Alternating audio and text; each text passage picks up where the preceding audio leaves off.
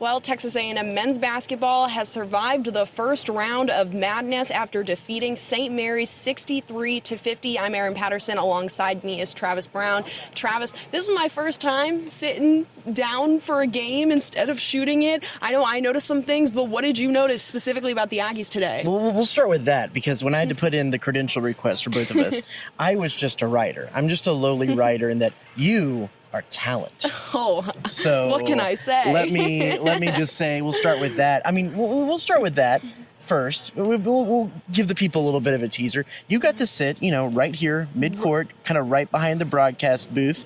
What'd you think of your close proximity to action? Okay, it was super awesome. Like, I knew that we were going to be courtside and we were going to be close, but when I talk dead center on the court, I mean, that was really, really cool. And then literally, I mean, directly in front of me, slightly to the right, was the broadcast. And so seeing all of that kind of behind the scenes, I've done game day production stuff, but seeing that happen and actually being able to hear them when an insane thing happened during the game and actually hear them scream the call, that was really cool for me to see. But it was really interesting watching it close up. Even though I am close up when I shoot the games, I'm sitting down on the baseline and I do have a camera in my face pretty much, and so it's more so about getting the shot rather than watching and enjoying and kind of understanding, hey, this is what happened here, because sometimes I miss things. Yeah. And so that was really, really fun to do. I was exactly opposite you, like kind of just to the left of A&M's bench. He wasn't dead center like I was. I was not dead center, but it was cool. I love the NCAA tournament, and especially when you get that seat that's kind of behind the bench, because you get to hear the inner workings of the team, how they kind of do things, how they plan out substitutions. Like the coolest one was there was that one play where Riley Griffin stole the ball and he was pretty immediately called out of bounds on the baseline. Yeah. And everyone on the bench first thought, well, maybe he didn't have possession, or maybe he didn't step out. And Bucky immediately turned around and looked at, there's a GA or a manager that has a tablet that can watch the replay, and said, was he out? And he kind of had to scroll through and watch it. In the meantime, Bucky turned and looked like he was about to challenge the call. And before he could get the challenge out, all the GA and the coaches all yelled out, no, he was out, he's out. And he stopped and went, oh, okay, and then play resumed. And that's really cool. So just kind of the inside of that is really awesome. But there was also the full game. Of course. A&M advances to their third second round in as many NCAA tournaments, which is a streak that they haven't seen around these parts since 2005 to 2010, when A&M went on 5 consecutive runs, at least to the second round. Yeah, and it is really cool to see that it's, like you said, it's the third straight year they're making it to the second round, but it's the first year under Bucky McMillan. That was something we were talking about on the pod last night before all of this was going on, of what was the question of, has Bucky had a successful season in his first year here? And I think a testament to this game tonight, I mean, the Aggies came out firing, started off on a 9-0 run. I mean, I was not expecting that watching the game as it was happening, just because they were the lower seed, and St. Mary's was, as we mentioned, the 12th largest team in the country, and A&M usually does not do well against teams that are oversized in comparison to them. So I thought that was really interesting. But was there anything that you noticed from A&M off of the jump that you kind of took a step back and said, whoa, this is going to be a game? Yeah, there's two things. There's one that was the first indicator, and there's one that I think was the most important indicator. The first indicator was the energy that they had in the press. I mean, in the very first defensive possession that they had, it only lasted 10 seconds because the Gales didn't cross half court in 10 seconds. They got one of 2 10-second calls in the game. And that pressure was just so effective in a way that we haven't seen really since that 7-1 run in through the start of SEC play. I think a lot of that was just the amount of energy that they were putting into it. Those guys were flying around. They were up in St. Mary's Grill. They were trapping. It was just really impressive to see.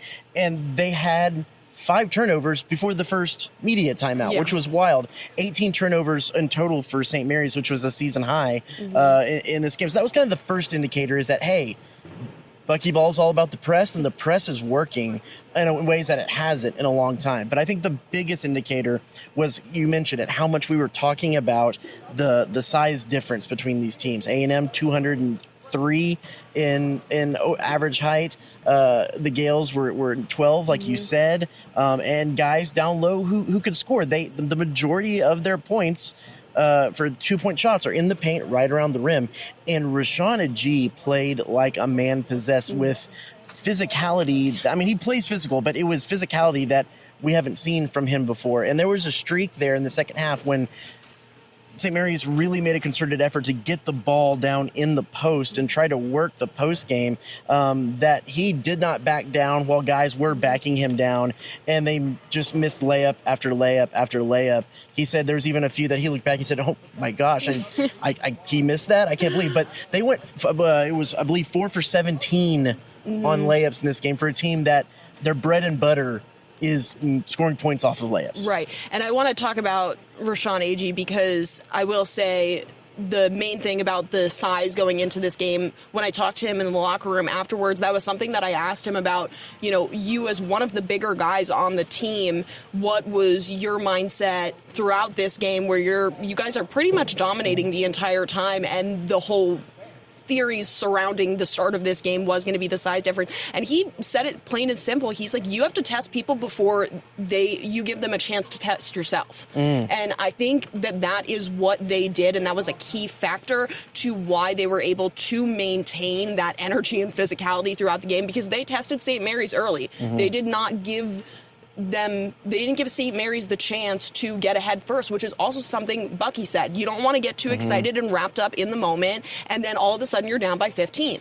And so I think that was a big part. But let's talk about Rashawn's three-point line. Before you get to that, I want to make a point to that, because those were the two things that we heard from Rashawn and Bucky before this game, is that they can't get behind early like they did in the SEC tournament game against Oklahoma. And Rashawn said they have to play physical. And if you go back to even before the SEC tournament, one of the other things Bucky harped on is that guard play had to be really good in March. And that guard play hadn't showed up. It was something to be said about the fact that in this game, they knew what they needed to do. They stated what they needed to do, and then they actually went out there and did it, which is not something you can say has happened a lot with this Aggie team. Yeah, it was definitely, I mean, again, the guard play, I think that we saw definitely some improvement in the guard play today than we have over this kind of lull of a last month for the Aggies. But for me, we saw it kind of a little bit towards the end of the season. Like, we knew Rashawn could hit it from three. But he did it today. I mean, he ended today with 22 points. It's the seventh game that he's scored. He's had a 20-point game this season. He also came up with 9 rebounds, but 22 points. And, I mean, he was sinking threes. 3 for 5 from three-point range. I mean, I was not expecting that out of him. Like, I've seen him hit a couple, but I think just all around, he was the key factor to why the Aggies really did come out with this win today. Yeah, this is season high 3 3-pointers in this game. That matched, and I know a guy we're probably about to talk about here in just a second, Ruben Dominguez. Yep. He matched Ruben Dominguez with 3 3-pointers in this game. St. Mary's was really attentive to the fact that A&M could shoot the ball, and when they got in rotation, they made sure to close out and switch with the picks, stay with those guards. And at a lot of times with rotation, Rashawn just was the odd man out without a man standing at the 3-point line, and he had a wide open shot and buried it. And that's more than even some of the guards can say in this game that had some wide open shots. But yeah, he was playing with a lot of confidence out there. And for a guy that, you know, we've always kind of had to keep an eye on, because Bucky McMillan said a few weeks ago that he's even said Rashawn's maybe gone harder than he even needed to this season, and he, you know, really worked his legs, worked his body. So you never know maybe how much he had in the tank. He had everything in the tank tonight. Right. Yeah, and then you obviously mentioned Ruben Dominguez as well, and talk about carrying momentum in the right direction. Obviously, Rashawn carried it through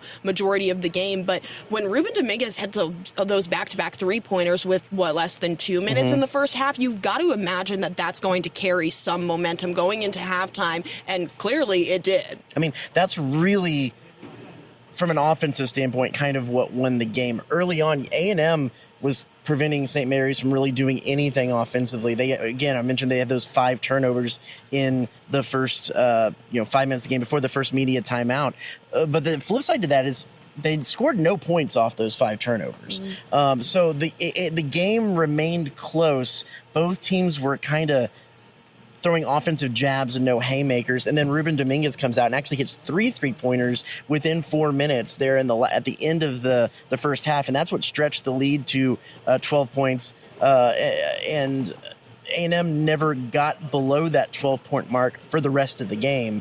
I think he is absolutely a confident shooter, and when he gets out there and the first few don't fall, it just seems like it kind of gets to him. But when he got out there, he hit the first one. Then he hit another one coming off a screen and got his body all the way around, toes squared up to the basket, hit the 3. And then the third one was an absolute heat check from like where you were sitting, basically back over here. And so we've said it multiple times in the SEC tournament when we talked in the pod yesterday that if this A&M team is going to do something in March, they have to have Ruben Dominguez hitting shots, especially threes. They are a completely different team when Ruben Dominguez is hitting threes. But you look at the entire roster, 10 players played, 9 of them scored at least 2 points in the game. Josh Holloway was the only one who didn't, and he played some limited minutes. That breadth of scoring is something that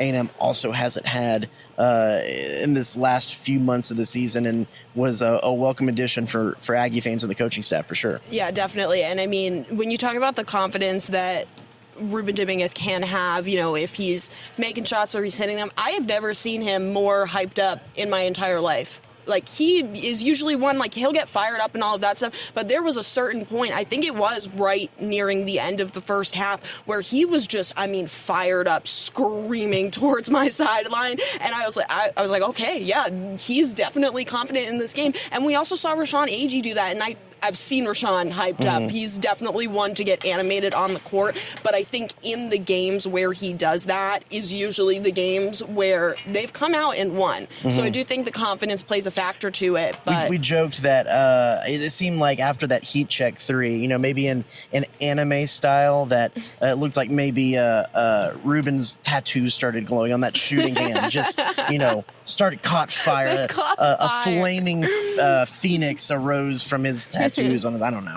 It's late. But A&M advances the second round, and they face a familiar second round foe. Yes, in Houston. Yeah, I know. And ironically, playing for a spot in Houston. Exactly. That's that should be really interesting. And I think, I don't know, it's one of those things where I feel like everyone has talked about it when it's come to A&M, where it's like, yeah, if they did make it to this second round, they're likely going to be playing Houston, but Houston's on a hot streak. I mean, as they have been for just such a long time, they've always been such a dominant basketball program, and it's going to be a tough challenge. Yeah. You go back to 2 years ago in Memphis, that was an A&M squad that was pretty highly regarded. You had a junior year Wade Taylor, a lot of these that Buzz Williams group that got recruited in that had kind of maturated in the system and thought that maybe that could be a year where they make some noise. They beat Nebraska, which, by the way, I guess hats off to Nebraska breaking that streak. There is no longer a power conference team who hasn't won an NCAA tournament game, but they beat Nebraska back then to advance to play Houston, and that was another juggernaut of a Houston team. And A&M took him to the wire. Andy Garcia hit a 3-pointer from way downtown right there as the buzzer sounded to put them into overtime, but they just didn't have enough gas to complete that effort in overtime. We will certainly have we'll probably do another one of these tomorrow to get more in depth into this Houston team. But this is every bit of a number 2 seed Houston team who can shoot the ball, who has that really strong March play, guard play, and is coached by a legend in Kelvin Sampson. It is going to A&M. Bucky McMillan said after the Oklahoma game that to beat Oklahoma for a third time, A&M was going to have to everybody was going to bring their A-plus game. This is going to be another one of those games that everyone has to bring their A-plus game. not too dissimilar from tonight. The difference is if they can speed Houston up, which is a big ask, and if they can force some turnovers, they have to capitalize on those, because Houston, unlike St. Mary's, isn't going to let them there's not going to be lulls. Yeah, right. There's not going to be lulls in Houston's game. So we're going to see what that game is going to be like, if it can come down to the wire again on Saturday. A&M plays Houston. For now, from Paycom Center, I'm Erin Patterson, Travis Brown, KBTX Sports.